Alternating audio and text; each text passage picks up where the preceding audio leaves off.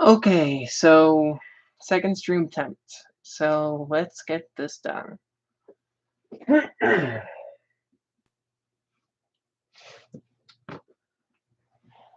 Pulling the book off my shelf, and here we go.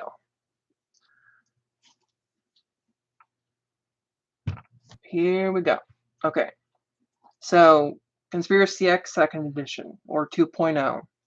It is a fantastic role playing game of conspiracy, sci, and horror. I have all the books for second edition, and let me tell you, those are expensive. So, let me tell you first. This is a world that you play in using the classic Unisystem line of games by Eden Studios. Unfortunately, these books are rather hard to come by. You have to get them third-party sellers, that kind of stuff. But the PDFs are available. Now, Conspiracy X is a role-playing game, as you might imagine, of conspiracies. Many, many conspiracies. Conspiracies within conspiracies. Alien invasion. Cryptids. Atlantis. Ancient indigenous life forms native to Earth that predate humanity by millions of years. You have Greys, Atlanteans, Saurians, JFK was assassinated for the nature of his work. He was actually assassinated. It's in the secretive section of the book, but figured I might as well tell you because it's quite interesting. He was assassinated by the agency or organization that the player characters are more likely to be involved with than anyone else, known as Aegis. Aegis, let's get into a little background about Aegis. This is my stream conscious review, so forgive any mistakes. I will get better at YouTubing and hopefully editing videos at some point. Anyways, so Aegis was founded in the 1930s by a mysterious individual who came together with a cabal of others, including US and British intelligence agencies, and said, hey, here's the deal. There's a cult and esoteric stuff going on with the Nazis and the Japanese. We need to stop this. Well, not so much Japanese, the Nazis definitely. And so it was taken as a credible threat to the national integrity of the world, and especially the US. Flash forward a couple years, 1947 comes around. There had been scattered reports of UFOs by US Army pilots during World War II, but not until 1947 did Aegis fully come into its own. Because in 1947, if you know anything about nerdy topics or aliens or whatever, 1947 was when, I forget the exact month and day, but that was when the Roswell UFO crash happened. Now, in our world, it more than likely was not aliens, and evidence stacks against that further and further. But in the world of Aegis, or Conspiracy X, Aegis was founded officially in 1947 when US Army and Air Force members found the downed flying saucer of a gray spacecraft with grays inside. These grays were taken to Nellis Air Force Base and then further to the ranch, um, which is Area 51, of course. Now, there were two diverging opinions among the leaders of the organization. One wanted to work with the aliens and use their technology and knowledge to further their own political and military goals. On the other hand, you had Aegis, who wanted to protect humanity and the integrity of the entire species at all from aliens and esoteric phenomenon and cryptids and so on and so forth. So, two organizations diverged from one, Aegis was formed, and then there was the National Defense Directorate, or Black Book. Black Book is kind of comparable to the in the old Delta Green game. When it was originally a source book for Call of Cthulhu 5th edition, I think.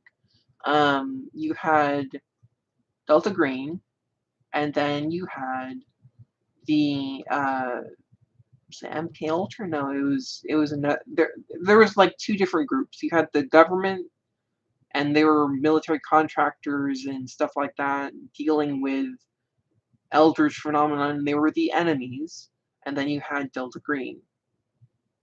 They came from one point, diverged off into two separate points. Same thing with Conspiracy X. Now, it should be noted that Conspiracy X did come out after Delta Green, so Delta Green came first in the scheme of things. I'll probably do a review of Delta Green at some point. But Conspiracy X. One of the interesting things outside of the setting, but in the mechanics of the game, it was prominent in both the first and second edition, is the use of Xener cards. Now, if you've ever seen Ghostbusters, which I hope you have, what are you, 12? Did you watch this? Fuck no. Watch Ghostbusters. Do it. You'll enjoy it. Now, in the beginning of Ghostbusters, you see Venkman using cards with pluses, wavy lines, circles, squares, and he would hold them up with the card facing him, and if the person could detect what was on the other side via psychic awareness or remote cognition or whatever you want to call it, or even clairvoyance, they would tell the parapsychologist. The parapsychologist would say, okay, yes, you got it. But in this case, it was Peter Venkman giving the legitimate psychic guy electric shocks, whereas he was ogling the co-ed who was working with him and getting paid like $10 for the test. But those cards are exactly what you use in Conspiracy X. So, say you want to test your psychic ability. Now, the way you do it is random, so you don't know if you're going to end up having the power work, but the GM will hold up the cards, and if you can guess the card he or she is holding, then you get the success. And the more you guess right, the better your success chances are. So there you go. It also works with diceless play, which I'm a huge fan of. I love Lords of Olympus. I mean, I have a review of it on my channel. But with Conspiracy X, it probably would work a little bit better with dice, unless you have a group that's okay with diceless play. Honestly, that's probably one of my favorite things about Unisystem games. You have diceless and dice systems in each book. There was a Kickstarter, and one of the stretch goals for Conspiracy X's Kickstarter was a stretch goal involving the future timeline of Conspiracy X where the Saurians invade and it's basically the apocalypse on Earth because you have aliens being coming to Earth, invading, warring with the nations, and this would take place in the 2050s or 2060s or so. But alas, that game has never come out. I would hope it does someday, but I'm not holding my breath. Conspiracy X is a fantastic game. The layout is pretty decent. It uses some stock art I've seen in other games like D20 Modern or other D20 games. If you like the more sci-fi version of X-Files, but with the addition of Bigfoot, Sasquatch, Yeti, Loch Ness Monster, Mothman, etc., etc., etc., but also psychic powers and ritual magic and monsters like vampires or werewolves or demons. I highly recommend this game. Let me show you the books real quick so I can flip through them and show you them. So this is the core book. You can see it here. Pretty cool. The core book itself is, let's see, 256 pages. It involves a lot of neat things like radiation, because you can go to space and you can be a NASA aeronautics engineer or astronaut even. Oh, and one of the very interesting things that I love about this game is the idea of pulling strings.